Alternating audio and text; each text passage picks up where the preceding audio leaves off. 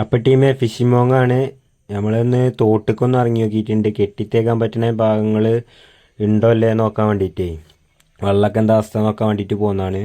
Test നടത്താൻ പറ്റുമല്ലേ നോക്കാൻ വേണ്ടിയിട്ട് വെറുതെ ഇറങ്ങി നോക്കിയാണ്. ഒന്ന് കണ്ടോക്കാം.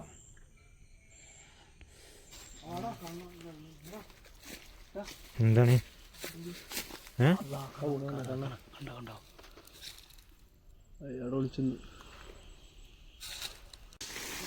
അതെന്തിനാ ചെയ്യറേ?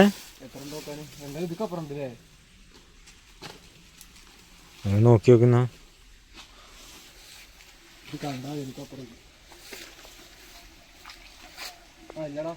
അത്ര ഉള്ളു അല്ലേ? കെട്ടിത്തേക്കാ കിട്ടുവോ? അല്ല ഇത് കെട്ടിത്തേക്കാ നടക്കുവോ? 5 കുപ്പി വെള്ളം കുടിക്കാനും എന്നിട്ട് അങ്ങോട്ട് തുടങ്ങേണ്ടി വരില്ല പരിപാടി. അടിച്ചാണ് 10 മണിക്ക് 11 മണിക്ക് അടിച്ചു. ഒരു പൊറാട്ട് 2 വെള്ളപ്പം നിന്നിട്ടാ പോകുന്നത്. ഇല്ല, ഒരു വെള്ളപ്പം. ഇവിടെ സ്പോട്ടിലെ ഇവിടുന്ന് നേരത്തെ കണ്ട നമ്മള്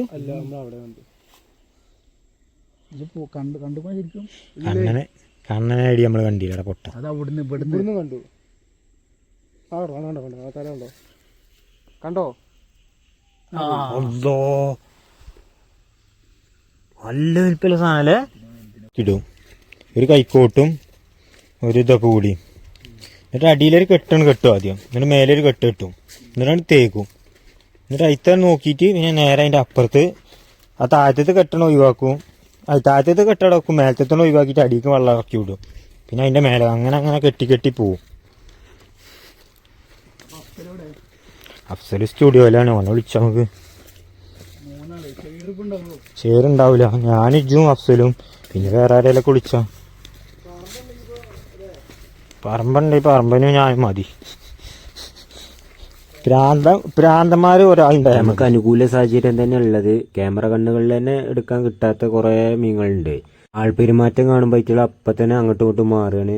ഇപ്പോൾ ഒരാഴ്ച കഴിഞ്ഞ് കഴിഞ്ഞാൽ ഇതിന്റെ മീനെ മൊത്തം പൊക്കണ ഒരു വീഡിയോസ് ആയിട്ട് വരാം. ലൈക്ക് അടിക്കുക, ഷെയർ ചെയ്യുക, സപ്പോർട്ട് ചെയ്യുക. എല്ലാവരും വെയിറ്റ് ചെയ്യുക. നമ്മൾ തോട്ടിലെ മീൻ എന്തായാലും പൊക്കും. അപ്പോൾ എല്ലാവരും വീഡിയോസ് കാണുക. Okay, set.